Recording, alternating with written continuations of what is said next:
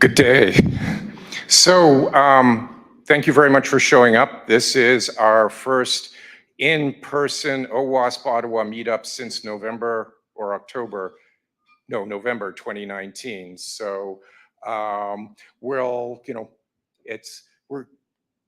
dealing with a few AV issues, but we're moving right along, and we're really happy to have this space.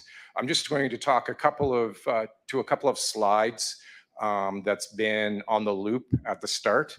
Next slide, please.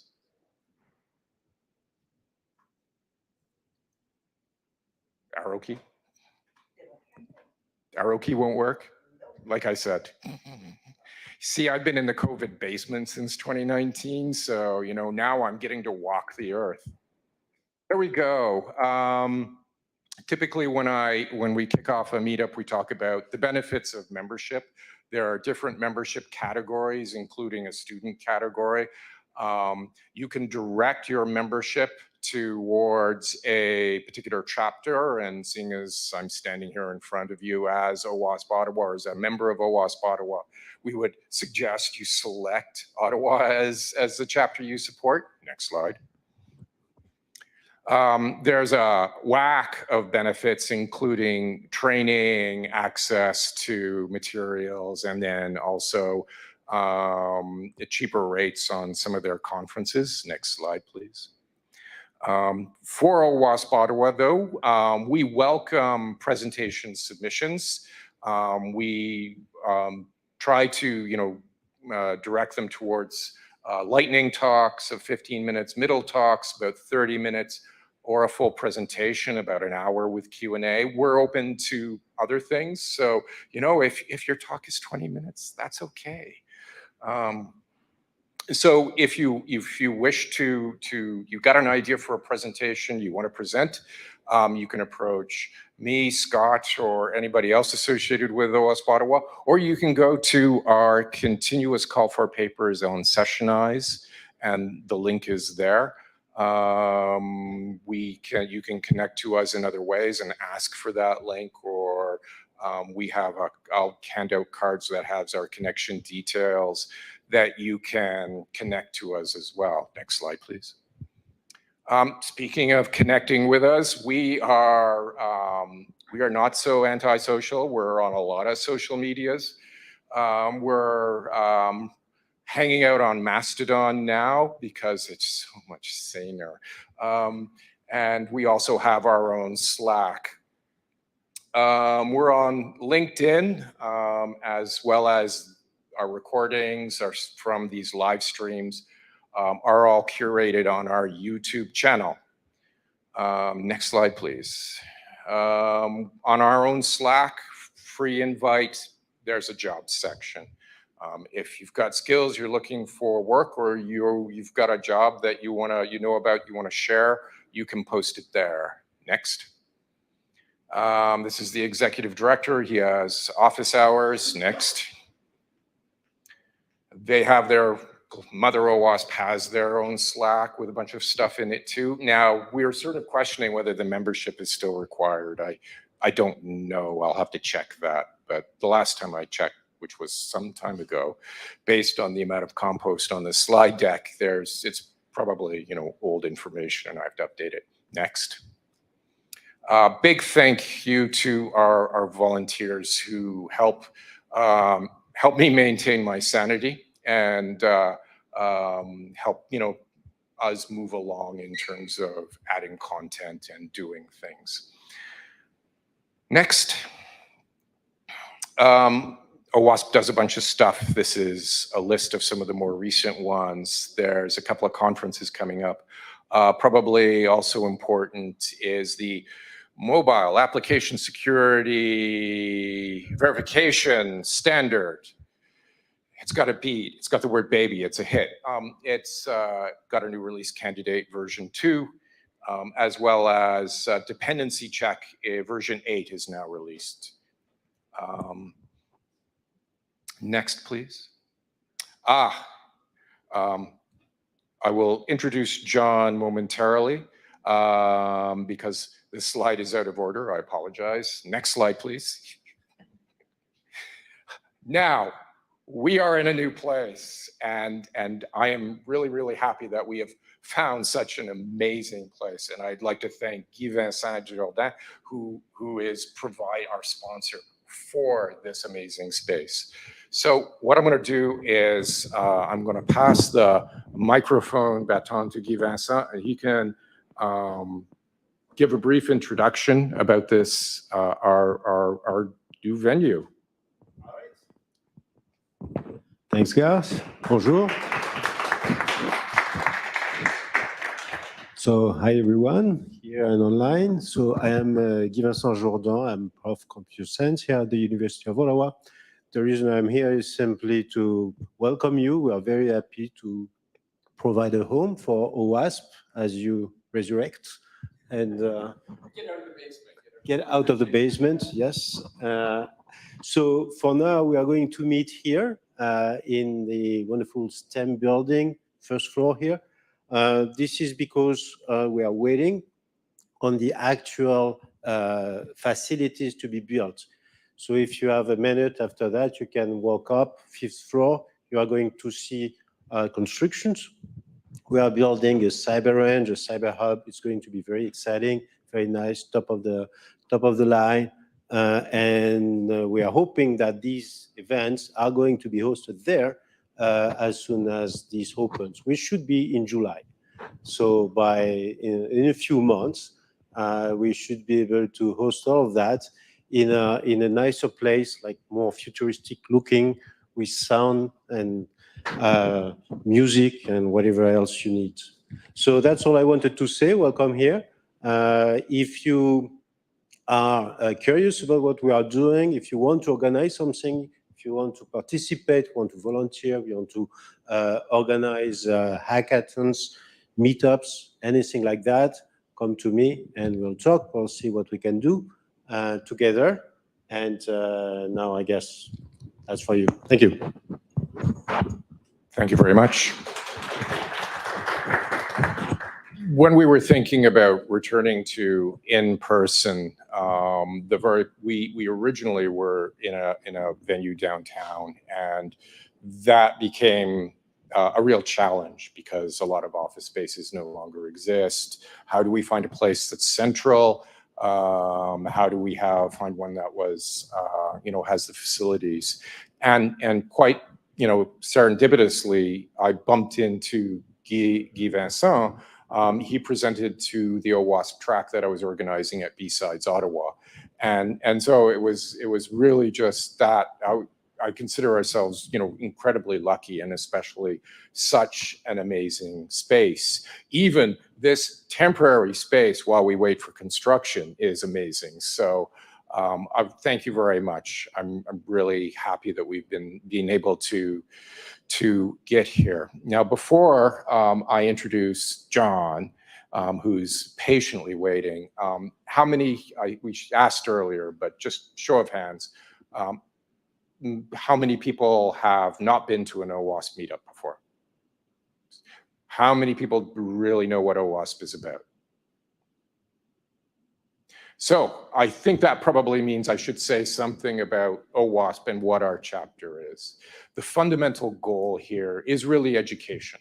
The OWASP stands for the Open Web Application Security Project, which started as a charitable organization for web application security education in the United States, but now it's expanded to chapters internationally. The fundamental goal is to teach security education, not only for web apps. As you remember, there was something on the mobile application security verification standards. So there is a community of people who are providing tools, education, resources, so that my credit card doesn't get on the dark web. So it's really that is our goal, and the goal here is to be approachable, to be relaxed about it, to be able to share our knowledge and exchange ideas. So I'm going to stop gibbering on here, and I'm going to finally introduce John. John, he's presented, so I consider him a member of the OWASPOttawa presenter alumni. So he's got a rap sheet that I can't go into. I'll be standing here all day, and we don't want that. So I think it would probably be best that John introduces himself. Sounds good. All right, thank you.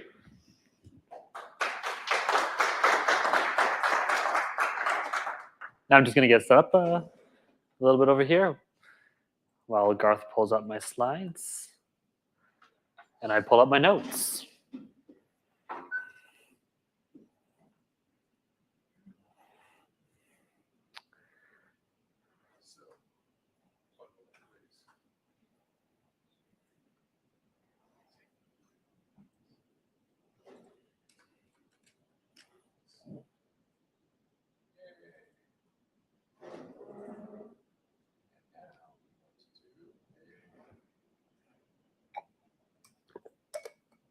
Fantastic. All right, well, welcome to the missing pieces to building and adopting application security capabilities. We're going to start with a quick introduction. That's me, in the before times. A little less beard going on. So who am I? I'm a technical principal consultant at Kroll. I've got about just over 10 years of experience in security and consulting. I've worked with a mix of public and private organizations, from startups to Fortune 100s, varying industries. And right now I work with clients to build application security and product security programs and capabilities. So what is this talk? It's a little bit of a mix of personal experience and how I approach a specific problem, mixed with the experience and research of experts in the field, thus the standing on the shoulders of giants. And this is really to help with the framing and expressing of concepts and ideas that I find critical in adopting capabilities. Yeah, that's what this talk is. So a quick show of hands. Do any of these sound familiar to anyone in the room or those at home watching virtually? We bought this tool, let's say 5 years ago, and nobody's using it, and the renewal's coming up. The audit said we need to be doing, I see a few laughters, we should be doing X, and we bought this tool to do that, but we still aren't seeing results. It's supposed to be self-service, but no one's using it. So I saw some hands up, which is fantastic. That's why I'm here today. So one of the things that I've noticed myself saying a bit more recently is a problem unidentified is a problem unresolved. And in this particular case, I do think we have a bit of a problem in our industry, and that's organizations are heavily investing in tools and technology to fill capability gaps, but fail at successful adoption. So this results in hundreds of thousands, if not millions of dollars being spent annually on tools that no one's using and therefore not realizing the benefit. And at the end of the day, that means we still have a demonstrable capability gap for whatever that tool was supposed to help us with. So where does this problem come from? The two bullets down here, I should probably stop looking that way because then you can't hear me, are adages that stand out. And that's when we fail to plan, we plan to fail. And, well, hope's not a strategy. There's a little bit more to this. In our industry, we love our frameworks and our standards. They tell us the controls and the capabilities we should have. Added to this, we have regulations and standards that specific industries and organizations must comply with. And then we have contractual requirements and general market expectations that also tell us what we should be doing. And all of this is really telling us what we need to have in place, the specific activities we should be doing. Sometimes it tells us why we need them. And then on the occasion, we also have a bit of a how. We can find the how through the tools, the methodologies.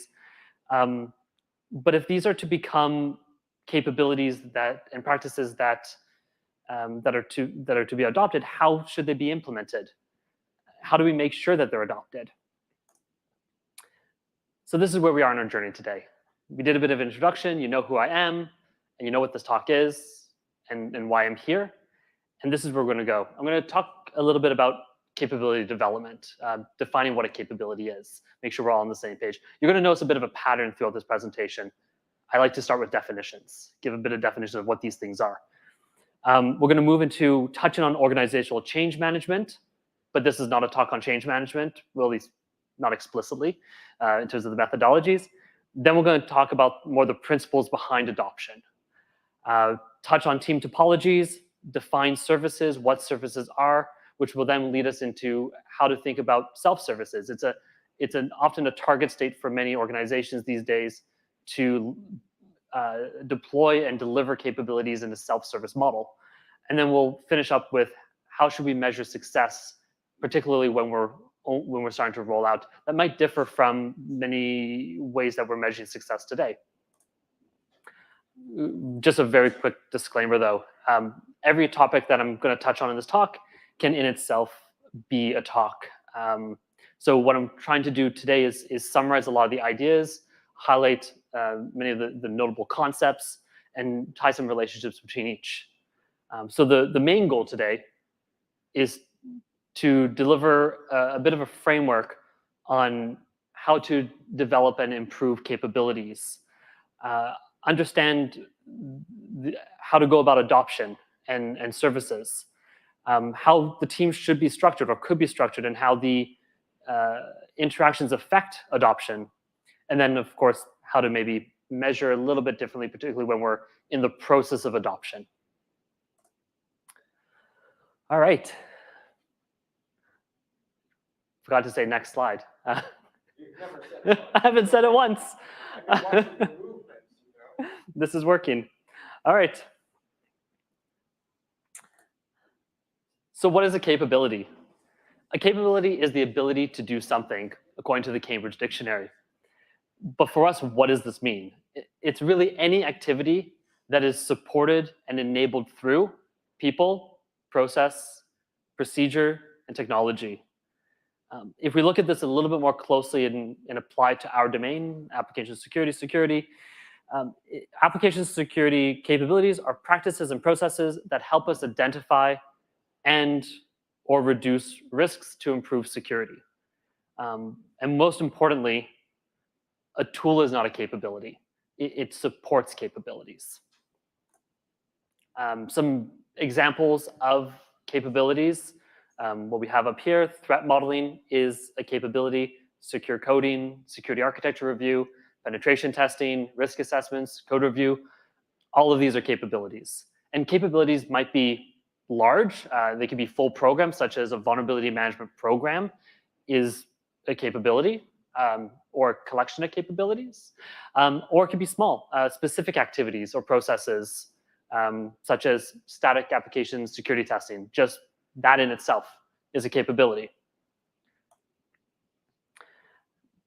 So what's a way to think about these capabilities? Giving it a bit of a framework and further definition. This is a way we can sort of visualize it. Every capability is going to have, or will have some of this, maybe all of it. It depends. But we've got people, and we've got policy, standards, processes, procedures, guides, tools, templates, and training and knowledge. And when we're developing capabilities, we may not need everything, but at minimum, we should ask the question, do we need it?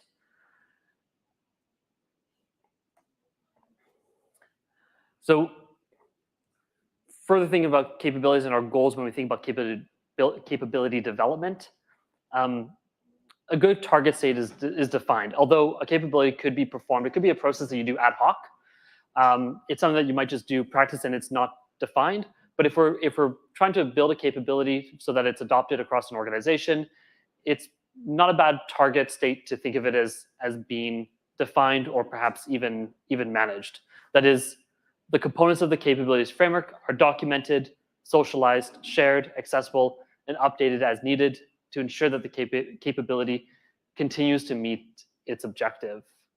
We want to build solid foundations to support the capability, which means having the right people, the right governance, the right tools, and the right processes and technology. All right, so you've identified the need for a capability or to improve a capability. What's next? Where should you start? What should the process look like from beginning to end? And this is really got to stop moving away from the mic. This is the approach that I like to generally take and use for capability development. It breaks it down to 6 phases: discover, plan, build, pilot, refine, launch. The focus here is about developing the capability, getting it to a point of implementation. But once we start to talk about operationalizing it, that's not considered here. You'd maybe tack on the end a maintain phase, but our focus here is just getting it built and deployed. So what are these phases? So first we have discover, which is where we want to fully understand the current state, the desired future state, our drivers, our requirements. Some of these activities that we might do in this phase is conduct stakeholder interviews, conduct user experience interviews, look at any tool set we presently have in the documentation, look at the current processes, the procedures, really just trying to understand where we are today and where we're trying to go. We then have our plan phase, which is where we want to define the strategies and architecture for the capability. This would involve giving some definition to the purpose of the capability. Why are we trying to implement this? What is this supposed to do? Ideally independent from the technology that might support it. Define the scope of and applicability. The goals, the objectives, any supporting metrics that we can identify early on. Define that future state, identify capability and program enablers, maybe define change management plans. We then have our build phase, which is where we want to start to execute those strategies that we designed in the planning phase. This is going to include designing that capability framework, developing out that capability framework, what we saw a few slides ago. Anything that we identified, if we need the policies, we need the processes, that's where we develop it out in this phase. Any supporting resources, training, knowledge. If we need a tool that we don't have, this is where we'd want to select and evaluate the tools. Then we move into our pilot. This is where we want to engage a small number of teams to test the new capability, its processes, its procedures, end to end. Ideally, we identify 5 to 10 teams to work with, go through the processes from onboarding the teams, training the teams, go right through to all the processes, and we want to let it run long enough where we can collect feedback and we can truly give us some time for adoption. And of course, collect feedback so that we could adjust. This is why we're doing a pilot. So that we then refine our capability framework, our capability, anything that needs to be adjusted before launching to reduce friction. If we think sometimes when we go out to we have a new capability and we go out to the organization, we're trying to implement it, and we get a lot of pushback, and it causes perhaps some issues with our processes, conflicting with priorities. We want to refine it, reduce those frictions. And then we finally launch. And the launch phase is where we go from the development to the implementation and operationalization of the capability. Scaling the capability beyond the pilot teams, which involves performing outreach, socializing the capability to raise awareness, onboarding teams and performing training, and then fully supporting it as needed to get it to a state of adoption. So quick summary and takeaways. We've made it this far. It's just the beginning. An AppSec capability is an activity or practice that helps us identify and or reduce risks to improve security. A tool is not a capability. Capabilities involve people, process, procedure, technology. A good target state is defined and therefore should include some or all of the framework that we showed a few slides back. And that the development approach for building capabilities can be broken down to 6 phases that will help us methodically plan, design, and implement capabilities to achieve a higher likelihood of success and adoption. All right. Organizational change management. As I mentioned before, this isn't a talk on organizational change management, at least explicitly. So I've kept this particular section very light. I just want to touch on the subject, though. You may have noticed in that last section, I made mention to change management plans. And what did I mean when I was referring to this? Well, specifically organizational change management. Application security, when we're implementing practices, really requires a focus on people and process more than IT. Not everything is solved with tools at the end of the day. They help us, but we need people to be involved. We can automate some things, but not everything. So OCM is organizational change management, is not IT change management. The focus is specifically on how the changes affect people and process, not on IT. Some examples include ProSci ADKAR, Lewin's 3-stage model of change, Cotter's 8 steps for leading organizational change, McKinsey 7S. And at the end of the day, the root of organizational change management is, and the similarities across all these methodologies, is that we need to identify the changes, plan for how each change will be made, and determine what is required to make each change successful. The ProSci ADKAR model ties in really nicely with our next section on adoption, and ADKAR stands for awareness, desire, knowledge, ability, and reinforcement. So as we go through adoption, let's keep this in the back of our minds. All right, now let's talk about adoption. As I previously said, I like definitions. So adoption is the process of starting to use a new method, system, law, etc., or the process of starting to use a new product or service, according to the Cambridge Dictionary. And the key word here is use. Adoption is enabled through a process of diffusion. In his book by Everett Rogers, Diffusion of Innovations, Rogers says that diffusion is the process in which an innovation is communicated through certain channels over time among members of a social system. It is a special type of communication in that the messages are concerned with new ideas. Communication is a process in which participants create and share information with one another in order to reach a mutual understanding. Rogers' theory on diffusion of innovation can help us improve our understanding of human behavior and how it relates to adoption. They can help us understand the factors that influence the success or failure of adoption. It gives us the principles behind change management, independent of any of the specific methodologies that were previously mentioned. And I believe that it can be used to help us better plan changes and improve the likelihood of success during the adoption of new capabilities. So let's look at this a little bit closer. In the definition of diffusion, Rogers mentions that it is a process. And this process has 4 elements. The first element is the innovation. Rogers says an innovation is an idea, practice, or object that is perceived as new by an individual or other unit of adoption. So an example could be threat modeling. If our organization has never threat modeled and no one knows how to threat model, this is an innovation from the perspective of our organization. If there is no innovation or change, there's nothing to diffuse. Thus, why it's the first element. Related to the innovation are the 5 attributes that characterize how individuals perceive an innovation and directly influence the innovation's rate of adoption.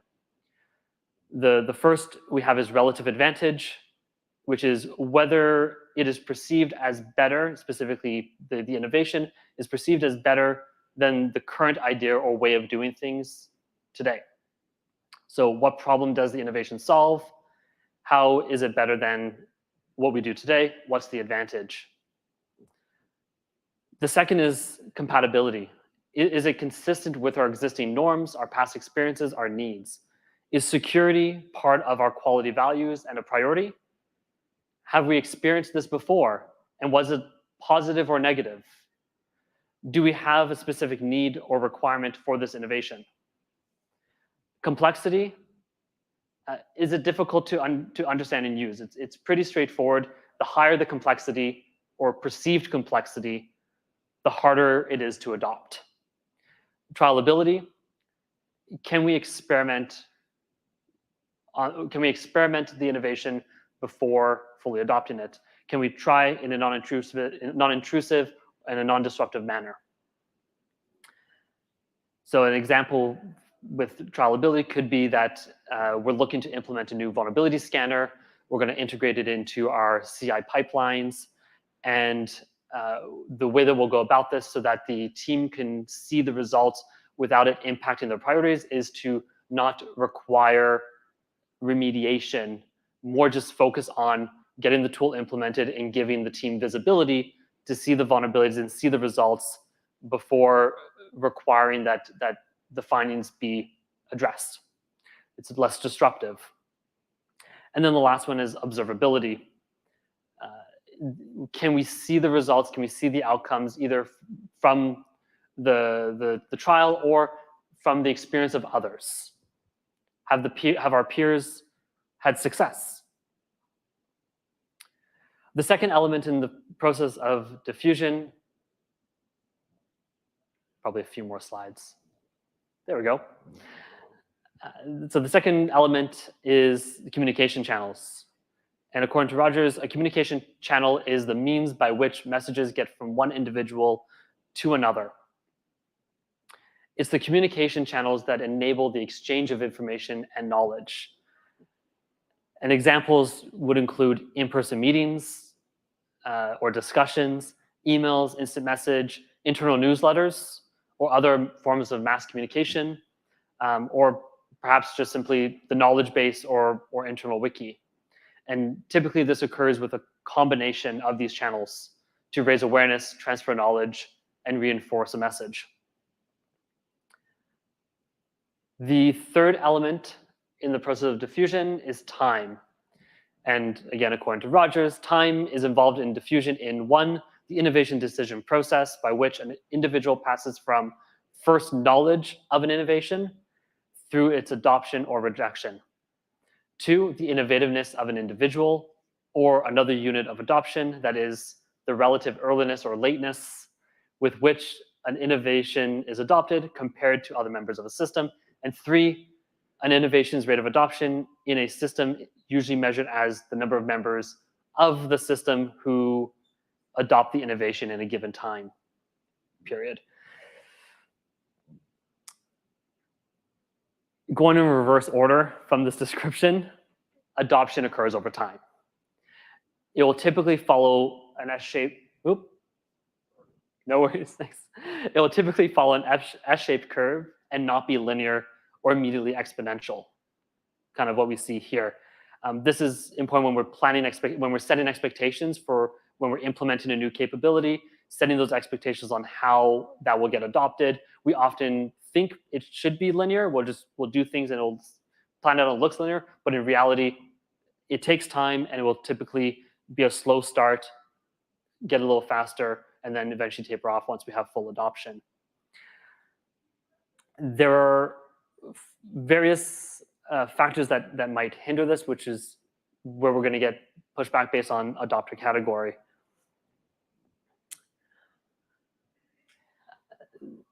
The innovativeness of an individual or other unit of adoption compared with other members of a system was part of our definition. It was the second point. This refers to where an individual or group finds themselves on the distribution of adopter categories. If these categories look a bit familiar, it's likely you've heard them used in the context of marketing. The type of adopter plays a role in the rate of adoption, and it is likely that you've met or interacted with individuals from each of these categories. Rogers identifies 5 ideal adopter categories to classify an individual's or group's innovativeness, which is the degree to which an individual or other unit of adoption is relatively earlier in adopting new ideas than other members of a system. And these are innovators, early adopters, early majority, late majority, and laggards. Each of these categories has different needs. They're motivated by different drivers. They'll require different levels of effort to guide them through the innovation decision process. And this figure is generally giving you a general distribution of the adopters by adopter category. Notable attributes for innovators are that they're venturesome, interested in new ideas, tolerate high risk, can understand complex technical knowledge, and can cope with high degree of uncertainty. And they're willing to accept an occasional setback when a new idea proves unsuccessful. Our early adopters, they embody success, they're champions, they're role models, they're respected by their peers, and help decrease uncertainty about a new idea and adopting it. Early majority, they interact frequently with others, they might deliberate on an idea for some time, they have a longer innovation decision process, and they're willing to adopt innovations, but they're not willing to lead. We then have late majority, which are the adopters that are skeptical, influenced to adopt innovations by external factors, such as out of necessity or peer pressure, require that norms favor the innovation first, and that uncertainty about a new idea is removed before they are convinced to adopt it. And lastly, we have our laggards, which tend to be a little bit more isolated, but they are the traditionists. They're the ones that tend to resist change. They rely on their past experience to be a point of reference for decision making, and they're very cautious or suspicious of new ideas and innovations.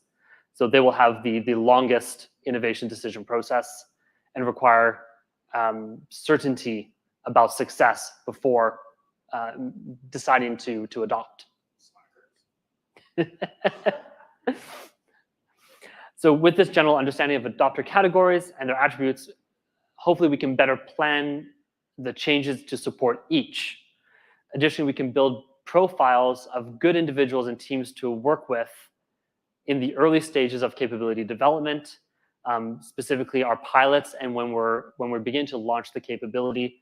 This is where ideally we want to work with our innovators and our early adopters to find those early successes, which will help us also downstream with the other adopter categories that are looking for those successes to make their decision.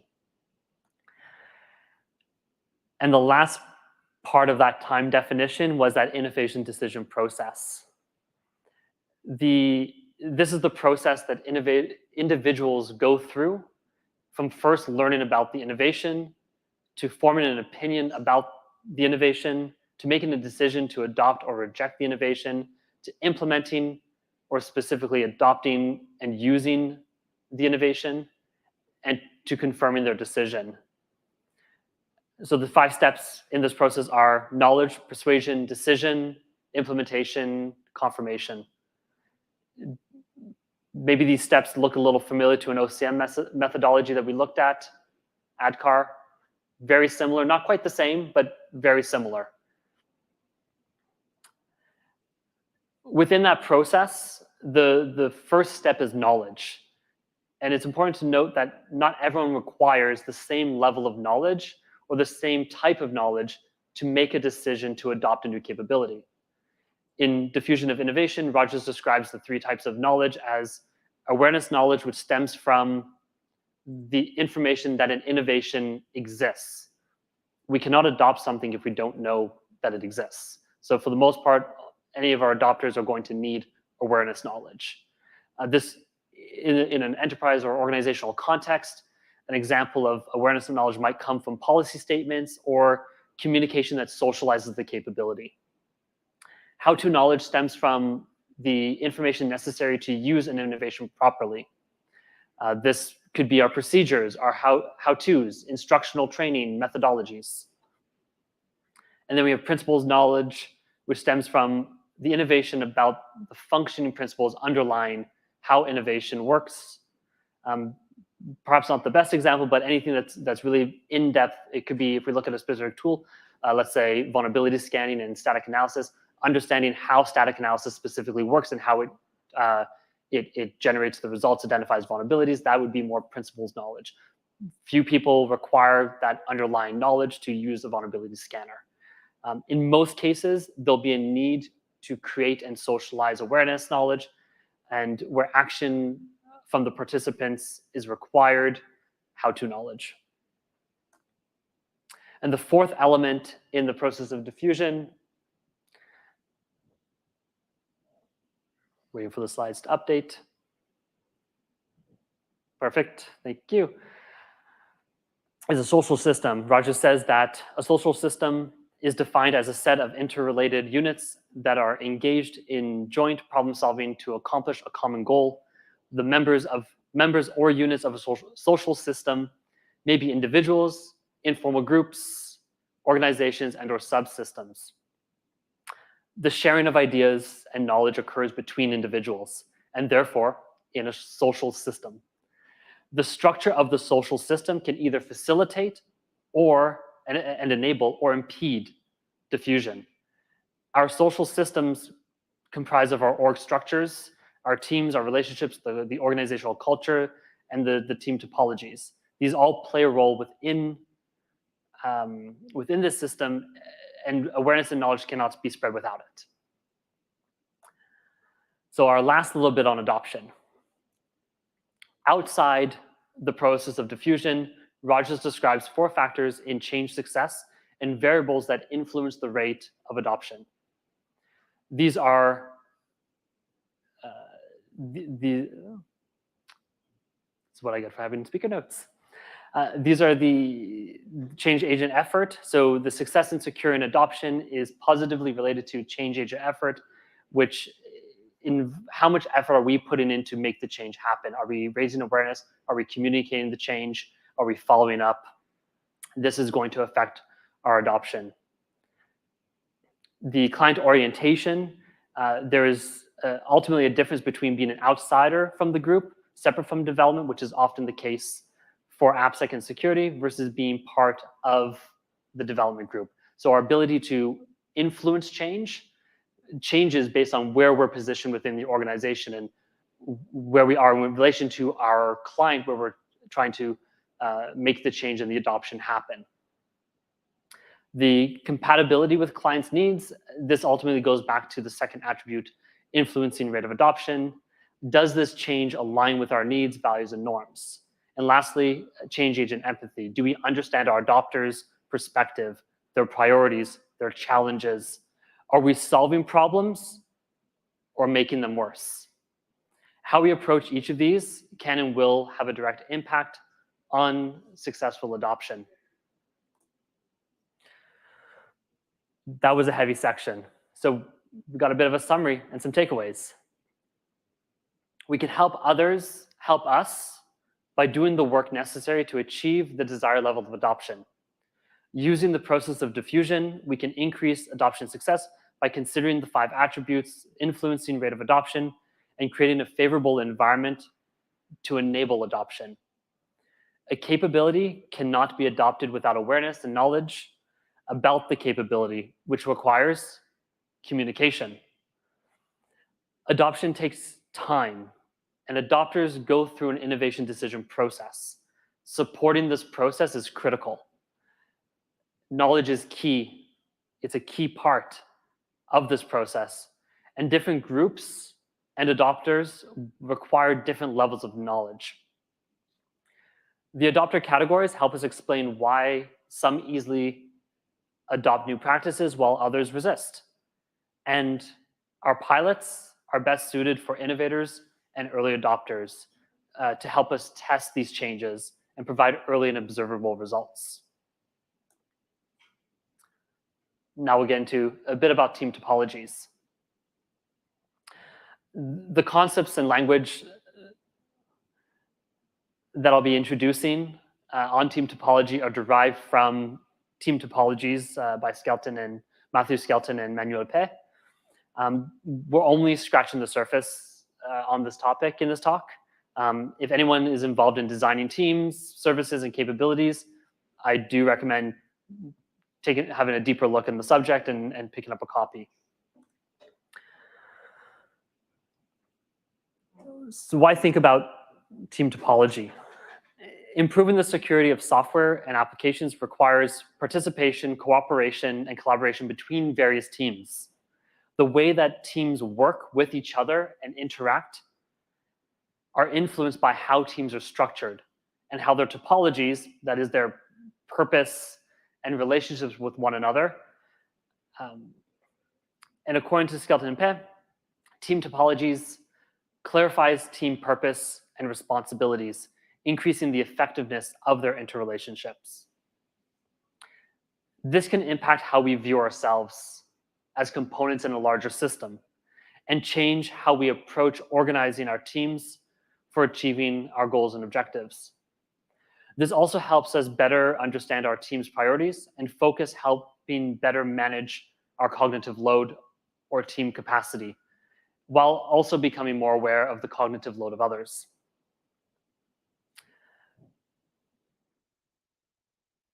There are 4 fundamental team topologies as described in the Team Topologies book by Skelton and Pei.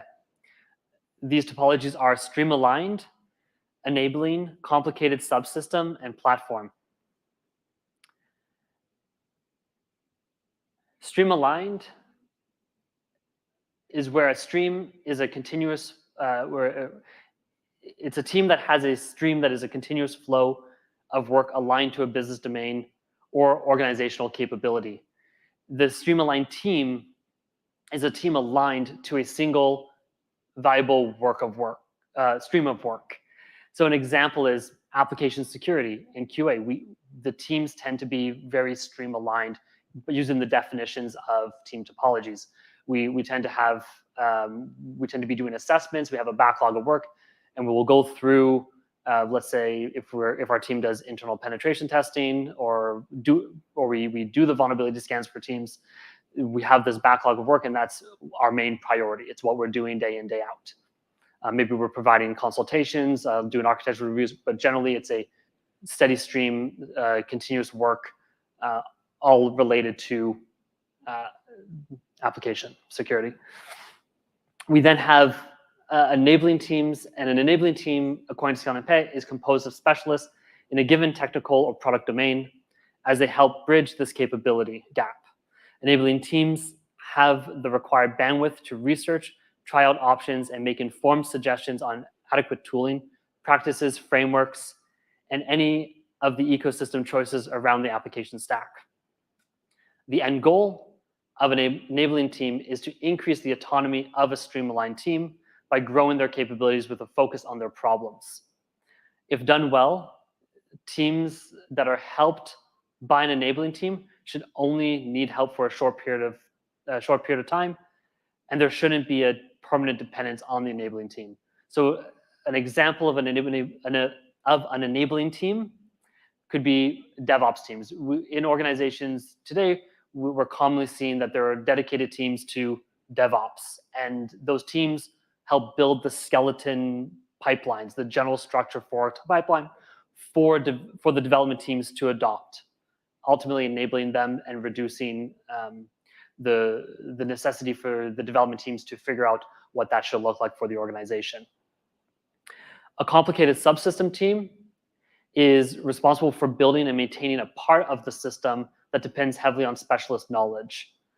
An example, and again, it might not be the best, but a DevSecOps group within a DevOps team that is specifically responsible for the security tooling, the automation, and the integration within build and deployment pipelines. They're a group that is focused on a particular part of the system with using their specialist knowledge. And finally, we have a platform team.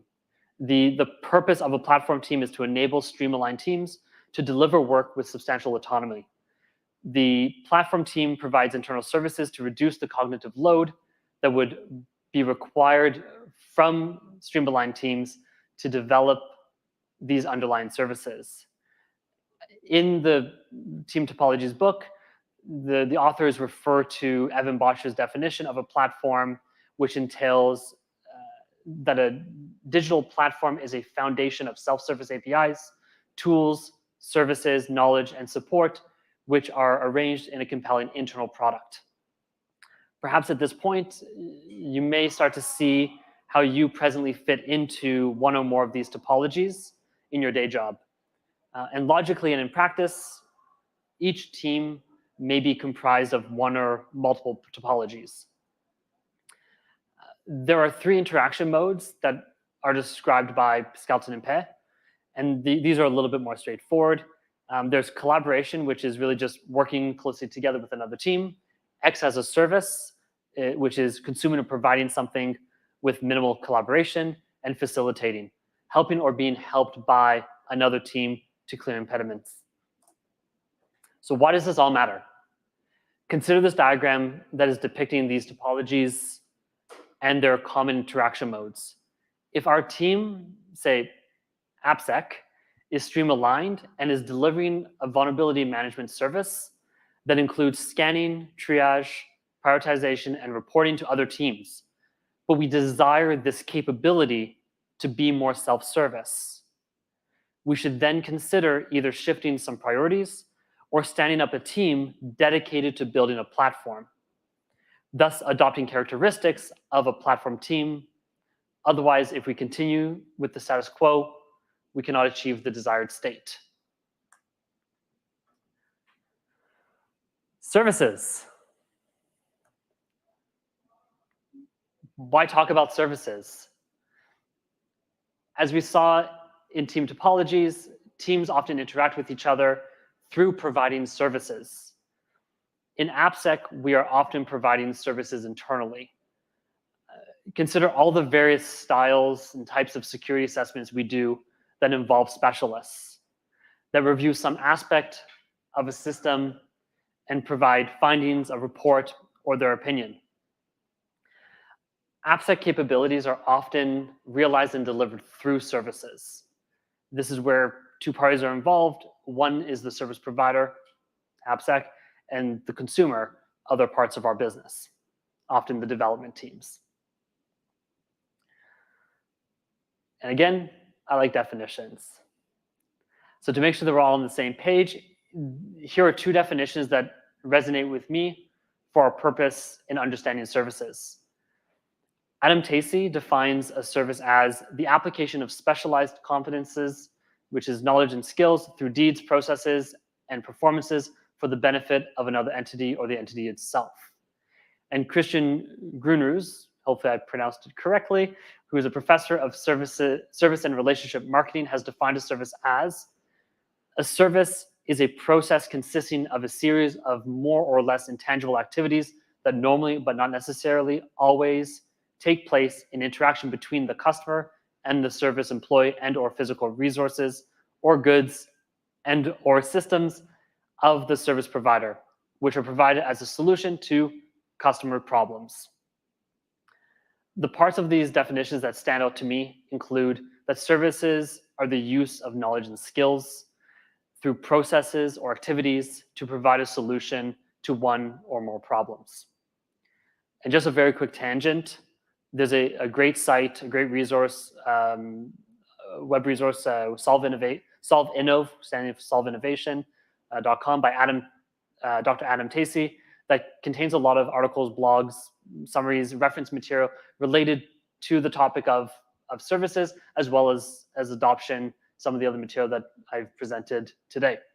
The other part that I like about this site is that the material is all cited, which is refreshing in a world where we have a lot of unsourced blog material. Okay, so let's get back to services. In their paper, Innovation in Services from Galuge and Weinstein, they define a service by 4 characteristics.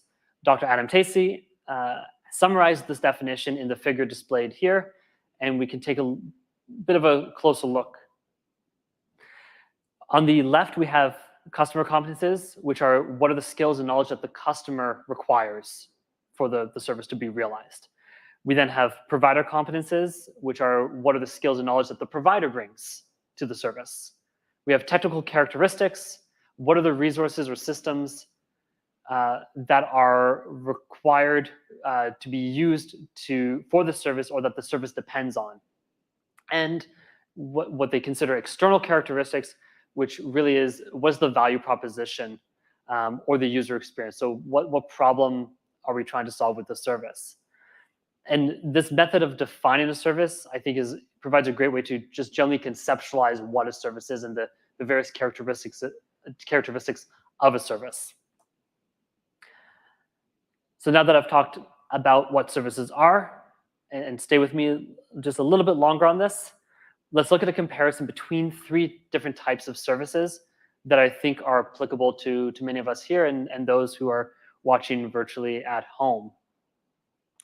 So we have self-services, which are defined by the reliance on consumer skills and their use of resources provided by the service provider. So, and it might be a little bit hard to see, but effectively we have no specific skills or competences coming from the provider. You're very reliant on the consumer who is performing the service for themselves to have that knowledge and skill. We then have a typical service, which is generally characterized by a service that has an obvious code generation value through the integration of consumer and provider competencies to realize the value prop. And lastly, we have skills-heavy service, which is a service that relies heavily on provider competences and have a negligible need for consumer competences during the act of a service. So an example that would be common in our industry for skill-heavy would be things like penetration testing. We typically seek to the service from penetration testers to perform the service of penetration testing. This brings us to self-guided services or self-service. And one thing is we're seeing an increasing pressure to do more with the same or fewer resources within our organizations. More and more teams are starting to look to solve this problem by distributing the cognitive load of application security processes through self-service delivery models. And as we've seen up to this point, adoption requires knowledge.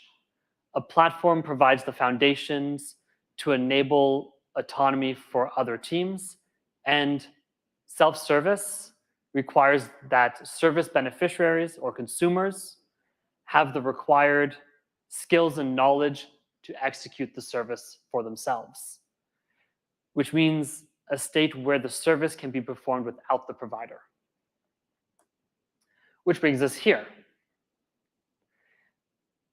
Self-service is a target state of autonomy where consumers of a capability can perform the capability without the support of specialists. It requires a platform to enable competency transfer from provider to consumer. And enabling the adoption of self-service capabilities requires awareness, education and training, post-training reinforcement, support and documentation, tools, automation, support services, and clear guidance and expectations.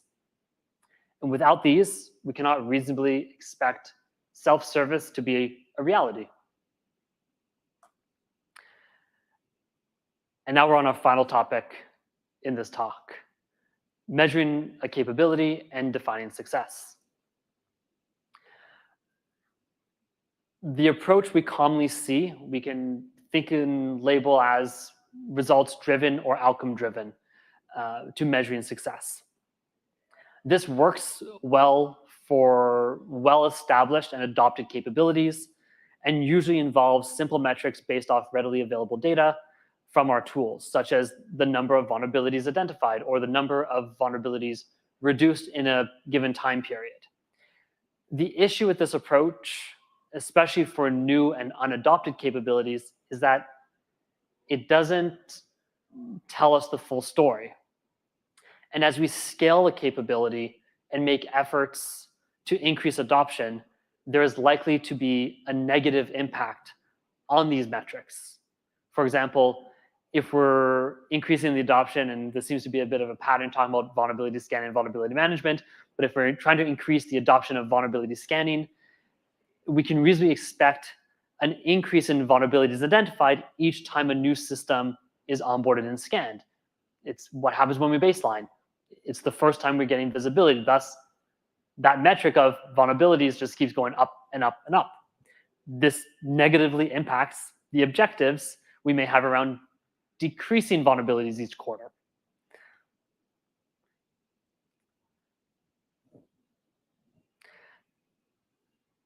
So what should we then, next slide, thank you. What should we then measure? Going back to Everett Rogers, factors that influence adoption and rate of success, Rogers says, change agent success in securing the adoption of innovations by clients is positively related to the extent of change agent effort in contacting clients. In other words, we get out what we, the change agents in this case, put in. We cannot expect success unless we create an environment that will enable success. Therefore, we need to measure various aspects of a capability that include implementation progress, such as scaling and the change efforts, to adoption and results. And I propose, as a different way to approach this, we look at it in that order. First with the change effort, then the adoption, and then lastly, results. So change efforts would include any effort made by the capability owner to help the organization scale and adopt the capabilities. This could include providing internal communications and marketing to raise awareness about the capability, training personnel on processes, procedures, and expectations, onboarding personnel and teams by provisioning access to tools and resources that support the capability, and providing services to support the capability. Measuring change efforts will typically involve looking at whether a specific change management activity was completed. Adoption is the measurement of indicators that a capability is adopted. In other words, there is evidence that suggests the completion of associated processes and procedures and confirms usage. For example, determining whether vulnerability scanning is adopted would require data that suggests or confirms that a development team is executing vulnerability scans frequently, meaning more than once, that results are triaged, and that remediation is completed.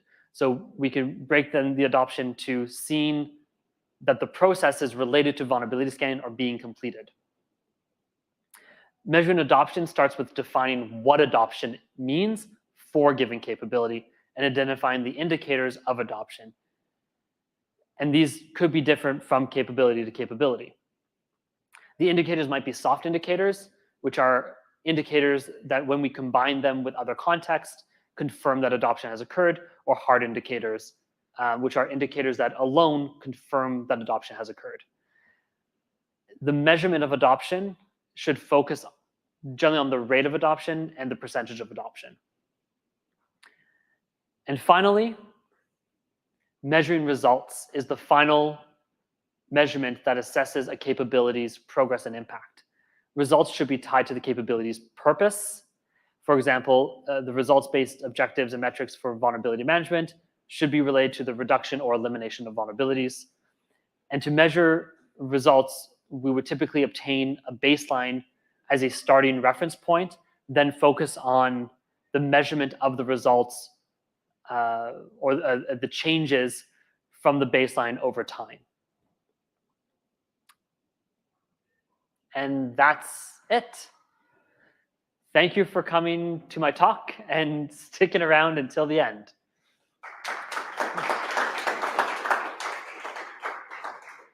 And we can go one more slide.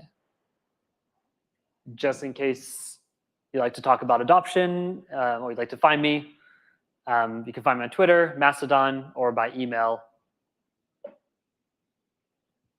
Questions? We'll do the room and there's online questions. Yeah. So I have a question. Yeah. So in terms of measuring feel they relate to actually there being let's just take vulnerabilities, right? Yep. In case of getting attention to them and having them reviewed, you feel that publishing those metrics will be a positive or a threatening kind of impact? You're going to dislike my answer. It depends, because it depends on the organizational culture. There are cultures that embrace that visibility. There are cultures that you're going to probably more rock the boat than get that done. So actually, a different way I can answer this: if we're trying to make that progress to that vulnerability remediation, the first question or the first thing I'd look at is whether or not the right people have the visibility to the metrics and the objectives. So who's the data shared with? Who sees the results? How's that information getting to the people that will ultimately perform the action? That's kind of where I'd probably start in before publishing it. Like, I don't think shaming is always the intent or a good approach, but we need to start with ultimately we're here to work together, and this is the way that I kind of often approach this is when looking at trying to create adoption is we're here to work together to solve a problem. I'm here to help you. Let's first focus on the initial steps. Are you scanning? Are you getting the results? Is it interfering with your workflow? Is it integrated well? If that's all running well, and really the problem is at the end of the day kind of what you were getting at, which is there's all these vulnerabilities and they're not being remediated, then we have the next question, which is how are we supposed to be prioritizing this? Are they aware of the expectations? That going back to that clear guidance and expectations, has that been communicated to them? Is there an understanding at the different levels within the organization? So within that team, so is management aware of the expectations? Are the expectations also agreed upon higher up in the organization? So going back to it depends is where is the first kind of figuring out where's the problem within the organization, the process that is not enabling remediation. It could also be priorities, going back to compatibility, the factor that influences adoption and compatibility.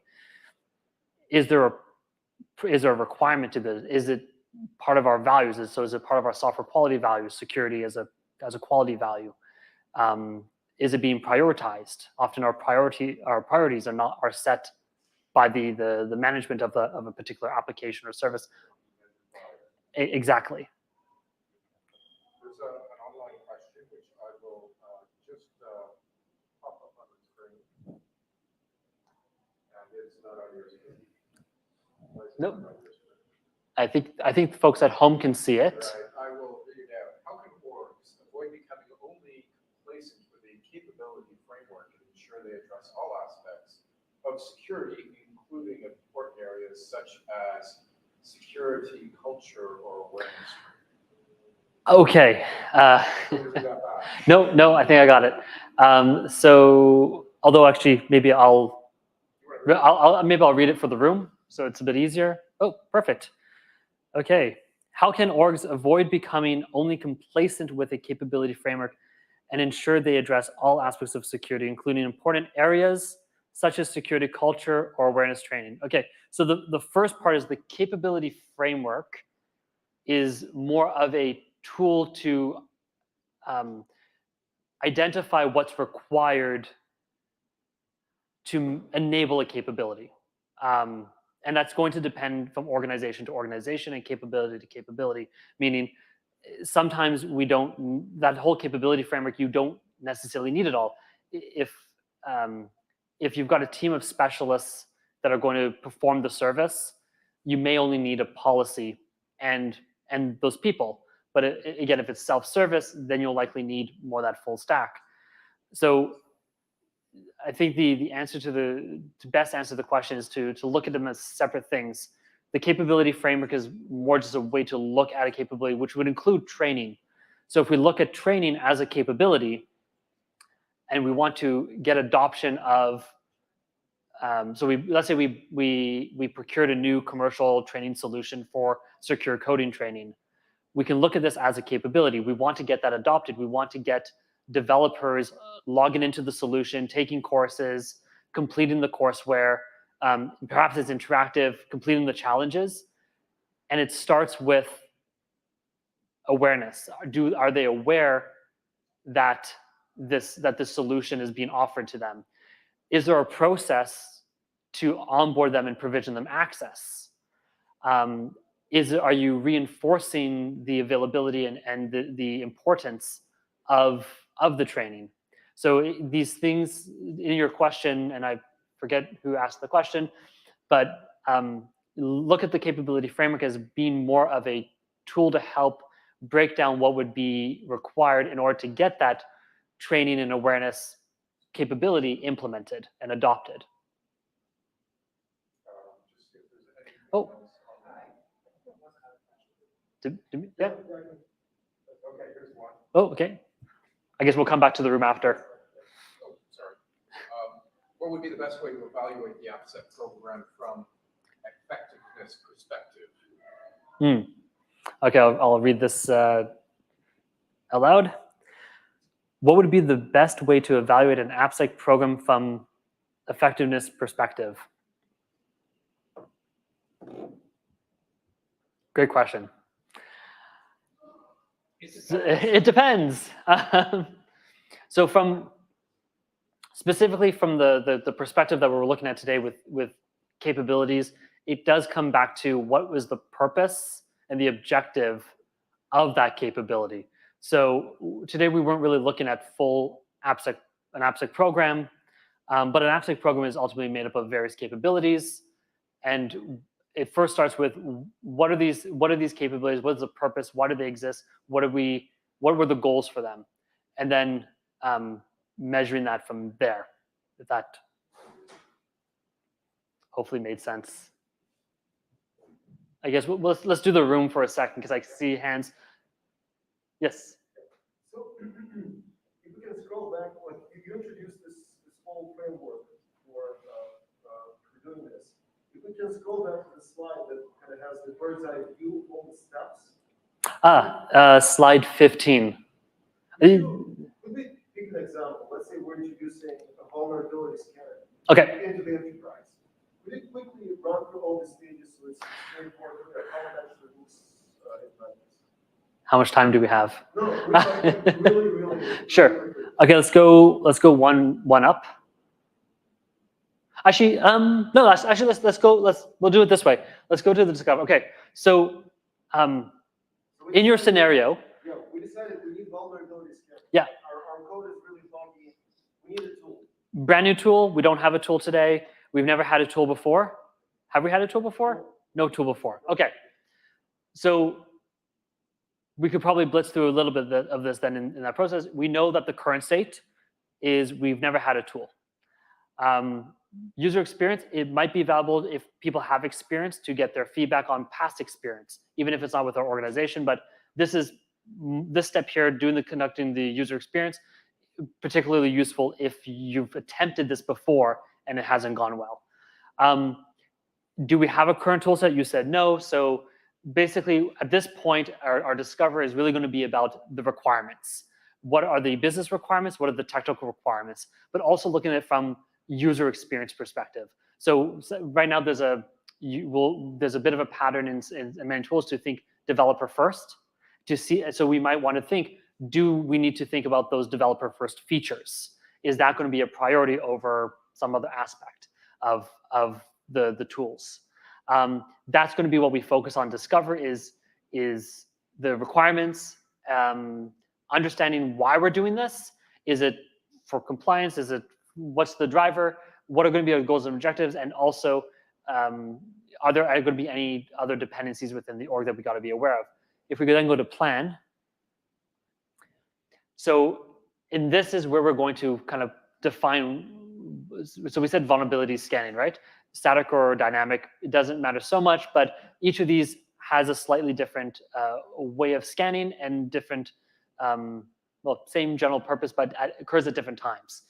So we would, here is where we'd maybe define it so that we have a common understanding of what we're trying to do. We would identify the scope and applicability, because that's also might impact our requirements. If we're a large organization with thousands of applications and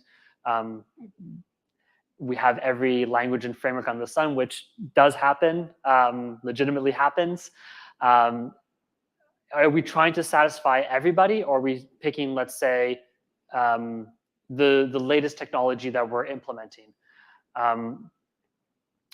Identifying the goals and objectives. Basically, at this point, we're trying to define, have a plan for the architecture, the processes, the change management plans, the strategy, the implementation plan, basically plan it out. Again, going back to if we fail to plan, we plan to fail. This is just to have a plan. It could always adjust. So although this looks linear, we can always iterate on it. In the next phase, in build, this is where whatever we identified, say we determined, okay, based on our organization, it's going to be helpful, and based on our service delivery model too.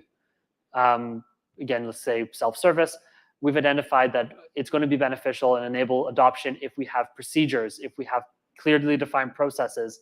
We don't have a policy, so we need a policy for this. Then in our build, this is where we start to define that and develop it, review it, finalize it, make sure that everything, so when I refer to architecture here, think a little bit more enterprise architecture.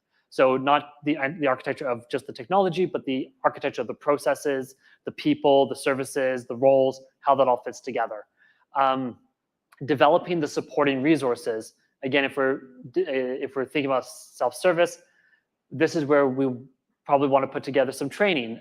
We could break training down into, it could just be awareness, but it could also be specific how-to.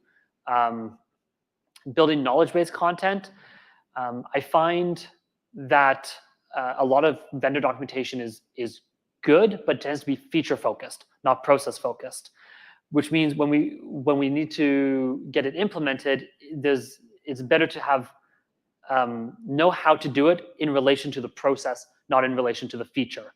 So that's where here we need to distill our understanding of the tool and translate it to whatever format of knowledge we need. It also likely involves us.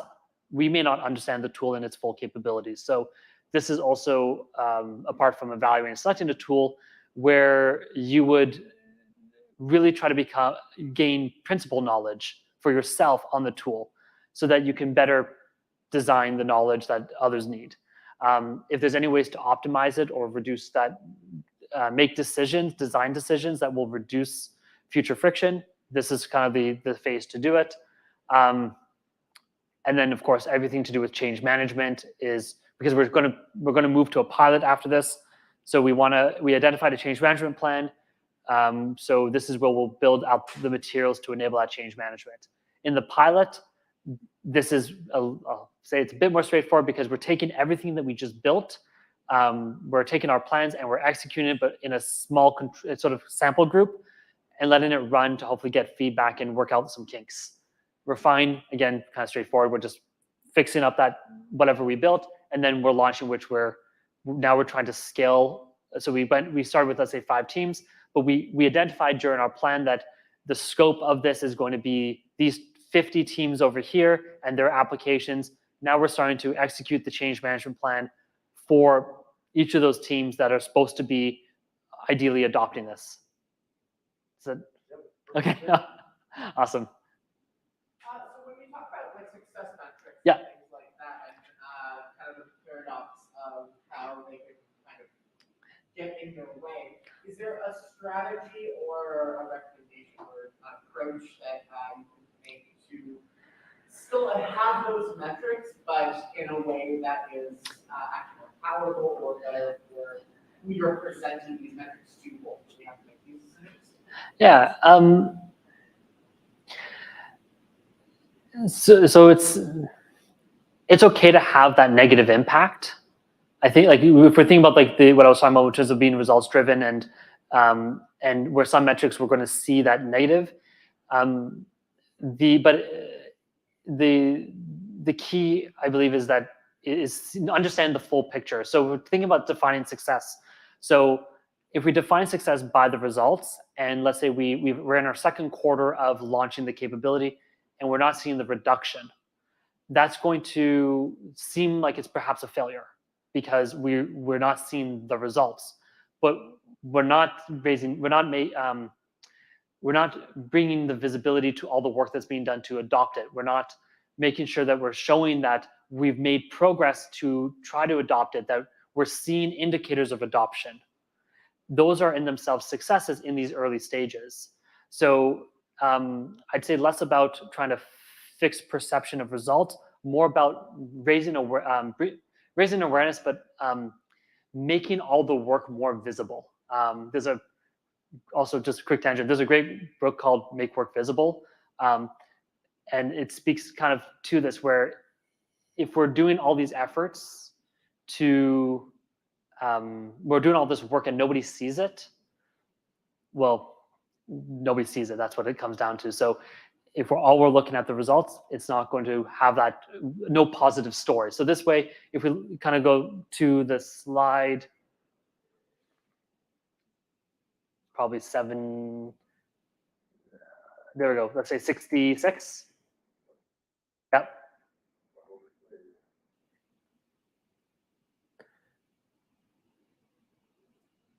Perfect. So this is more about getting the full picture. That's the focus here, is really to enable getting the full picture so that we can communicate to other stakeholders the progress that we're making, but also for ourselves to get better visibility as to maybe why something's not happening. So when we think about change effort, and I mentioned defining what, let's say, onboarding means.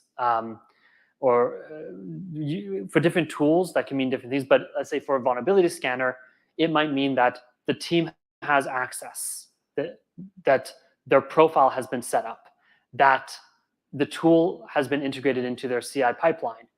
So the definition of onboard is these 3 things. And if we do track this and we find that one of these steps was missed, well, then we didn't finish the change effort. We didn't complete our change management plan. So maybe we need to go back. So it's also a way not only to create visibility for others, but also to get visibility for ourselves to see where maybe a step was missed in our plan and what we're trying to achieve. Does that kind of help answer? Yeah, cool.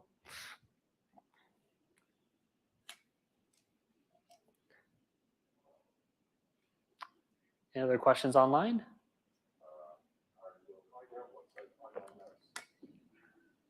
It's somewhere over there. There it is. Oh, all the way in the corner. I think we're good. Okay, well, really, thank you so much for coming today. I hope that it was enjoyable and you stuck around, so awesome. Thank you. If you got 5 minutes, we can show you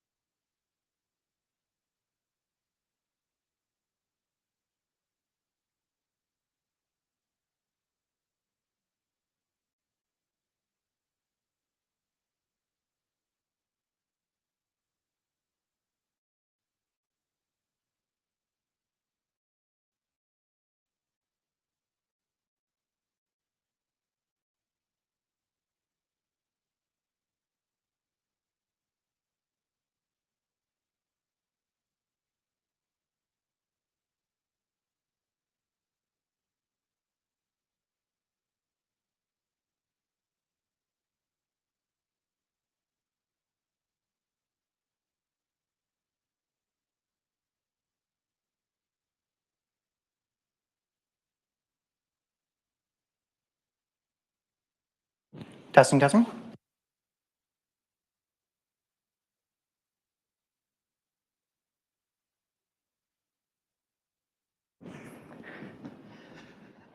Hi there, I'm Scott. I'm one of the chapter co-leads for the OWASP Ottawa chapter, and I'm here to show you how to submit a talk. So we are always looking for people to, give talks when not they're online or in person. And of course, you can come to Garth or I directly, but we also have, as you mentioned earlier, the continuous call for papers. Now, before you get started with it, you do want to make an account on Sessionize, set up your profile, because otherwise, when you go to the page, the Submit Session button will just bring you to a login/account creation page. But once you've got that, you can start preparing your talk. Now, before you submit, you should have a few things ready. One, a bio. We just want to know a little bit about yourself, what we can show people. We need your abstract for the talk. So just, again, a nice description of what the talk's going to be about. You need to make sure you've got your slides prepared. That way they can be reviewed and just verify that they look good. And if you've had any previous talks that you've done and there's video recordings of it, we always appreciate links to those as well. Now, as far as topics go, we are always looking for a wide variety of topics, but a few big ones include stuff like how to use different tooling, preferably open source. That way it's accessible to everyone, keeps the barrier to entry very, very low. The very human element of InfoSec as well, stuff like dealing with burnout, since that is incredibly common, management, HR, and how to start or advance your career. Also stuff like secure coding practices. That way we can prevent the issues from getting into the code base in the first place, and as well as the security implications of emerging technologies, because as things come out, that's when we really find out what we can do with them. And once you've got all that, you've got your talk prepared, we can get going with actually submitting the talk. So I think now's when we can start playing the video, but otherwise, first thing we got to do is fill in the talk name. Now, in this case, it's so you want to give so you want to present a talk or submit a talk. I also don't think that's. Can you just check the quality settings under the gear for a second? Does not look like it's playing at full resolution. Yeah. Actually, yep. Yeah, I was gonna say I'm in the way. Yeah, there we go. 360p. So let's change that up to a good old 1080, so you can actually read the text. Okay, so there we go. So now we can resume. So it may not be as easy to read from the back, so I do apologize. But it does say so you want to submit a talk. Then we've got to give the description. So we'll get that typed in all nicely. Nothing. I'm not doing anything extravagant for this description. It's just a brief walkthrough of how to submit a talk with Sessionize, as that's the site that we use. After that, you got to select what type of talk you want to give. So we've got a few different options like lightning talk, which is usually about like 15 minutes, more of a medium length talk, which is about a half hour, or a full length talk, which is we list as 15 or 50 minutes, but really the time is pretty flexible. We want to give you as much time as you need to get your point across. So in this case, I'm doing a lightning talk because it's a very, very short one. Next, you have to submit your language. We are currently only accepting talks in English, so that is what I'm going to select here. Next, you have the opportunity to upload your slide deck. That come in a few formats. They're listed on the side of the page as well. I'm not going to show that here. You can also check if you would like any feedback from us. Next, we have, do you want to present in person, online, or are you, really good with either or? Because we are still going to be doing hybrid talks as well, where we're physically in the space but have some remote presenters. I am clearly here in person, so I'm going to select in person. Next, we've got the notes section. So this is really any information that you want to give to us that doesn't have a field. This also includes those links to the videos, anything you need. If you're in person, it also includes any accessibility needs, because we want to make sure that everyone is accommodated well. And then after that, you've got your bio section. Now, this will partially pull from the bio that you fill in when you set up your account as well, but it's, name, little taglines, have to show your email address, speaker bio, which I just put test bio for this. You can upload a picture of yourself. There's also spots for Twitter URLs, LinkedIn, blog, which really you can use for anything else. I don't really use Twitter anymore, so I'm primarily on Mastodon, so I put that in the blog spot. Helps that is technically microblogging. There is also a spot where you can add any co-speaker. So if you have someone else that you're presenting with, you can add their email address in there as well. They sign up for Sessionize, and that way it's managed together. And then lastly, really, you just have to select or agree to the terms and conditions that are really just Sessionize's terms and just that we're going to be reviewing them. And then you get to hit submit session. After that, the work's really on us because we'll go in, we'll review your session, go through your slides and everything, and then we'll get back to you with whether or not it's been accepted. You will receive a response regardless. It may just take some time, but you won't be ghosted. And that's really all there is to it. It's pretty easy. As long as you've got all the talk prepared, which is really the hardest part, it only takes a few minutes to fill out. Yeah, I'm looking forward to reviewing your sessions. We are, again, always looking for more. So, thank you very much.